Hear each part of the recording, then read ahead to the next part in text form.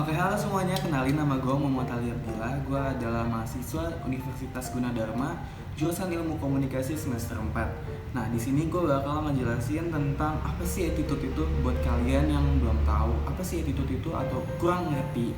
Di sini gue bakal ngejelasin. Jadi stay tune, oke?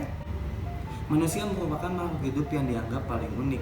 Bahkan setiap individu saja memiliki ciri khasnya masing-masing atau berbeda. Meskipun secara fisik manusia memiliki tampilan yang sama, tetapi Tuhan menciptakan manusia dengan memiliki susunan gen yang berbeda sehingga menyebabkan sifat, karakter, atau penyakit atau hal lainnya tidak satu sama lain. Padahal faktanya manusia berada miliaran di muka bumi ini.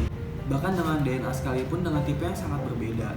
Sikap atau yang dikenal sebagai attitude merupakan hal yang paling utama yang terlihat berbeda dari setiap individu yang ada di setiap negara. Nah, tak jarang setiap negara memiliki ciri khasnya masing-masing. Contohnya, negara Indonesia mengadopsi budaya timur. Jadi, Indonesia dikenal sebagai individu yang memiliki sifat ramah, sopan, dan juga santun. Nah, di sini saya akan menjabarkan beberapa pendapat para ahli mengenai attitude itu sendiri.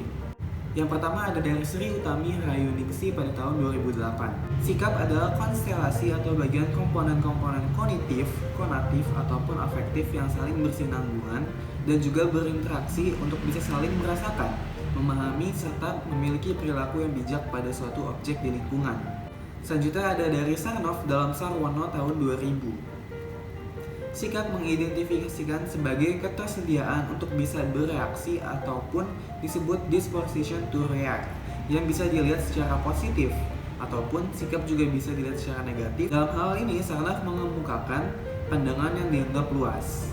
Selanjutnya ada dari Lapir dalam Azur tahun 2003 mengemukakan pendapat bahwa sikap adalah suatu pola atau perilaku, tendensi ataupun kesiapan untuk seseorang agar bisa menyelesaikan diri, mungkin disebut sebagai adaptasi. Berikutnya ada dari Berkotwis dalam Azwar tahun 2013. Sikap adalah evaluasi atau reaksi perasaan sikap seseorang terhadap suatu objek. Perasaan mendukung atau memihak maupun perasaan tidak mendukung atau tidak memihak pada objek tertentu. Nah, menurut saya sendiri, attitude itu adalah respon atau pernyataan evaluatif terhadap suatu objek, orang, ataupun peristiwa. Atau attitude itu bisa disebut sebagai pondasi awal yang berhubungan dengan perilaku yang menentukan value dari individu tersebut. Nah, sebelum orang lain melihat skill kita, pasti itu orang bakal melihat attitude kita dulu kan. Karena sebelum kita menunjukkan skill yang kita punya, kita pasti akan berkomunikasi dengan individu ataupun kelompok. Nah, di situ akan terlihat dari first impression kita. First impression mereka ke kita itu akan bagus atau tidak. Jika kita memiliki attitude yang bagus, maka kita mendapatkan first impression yang baik dari individu ataupun kelompok. Nah, ada 3 poin penting mengenai attitude, yaitu adalah yang pertama, attitude bukan bawaan dari lahir. Yang kedua, attitude tidak tetap atau dapat berubah-ubah. Yang ketiga, attitude tidak terbentuk dengan sendiri.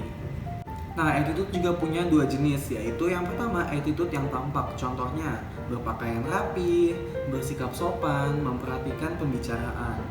Nah, yang kedua ada attitude yang tidak tampak, contohnya menghargai waktu, komitmen dalam pekerjaan, menerima kritik dan juga saran. Nah, kalau kita membahas tentang attitude, sebenarnya semua hal yang kita lakukan itu mencakup attitude, apapun yang kita lakukan. Contohnya, jika kita berada di dalam keluarga, attitude kita dalam keluarga itu gimana sih? Kita harus bisa sopan santun terhadap orang tua, kita tidak boleh berkata kasar. Kalaupun di rumah, kita juga punya basic attitude. Contohnya lagi, kalau misalkan kita lagi makan, itu nggak boleh ngecap, karena itu basic attitude. Yang dimana kalau kita ngecap itu artinya pamali atau tidak sopan. Nah, terus contoh kedua, kalau misalkan attitude di lingkungan sekolah, attitude kepada teman, kepada guru, bahkan kepada pegawai yang ada di sekolah. Contohnya pegawai kantin, pegawai OB, kita harus punya attitude. Nah, sekian informasi dari gue, semoga bisa menambah wawasan kepada kalian semua dan dapat memberi informasi yang berguna. Terima kasih, bye-bye.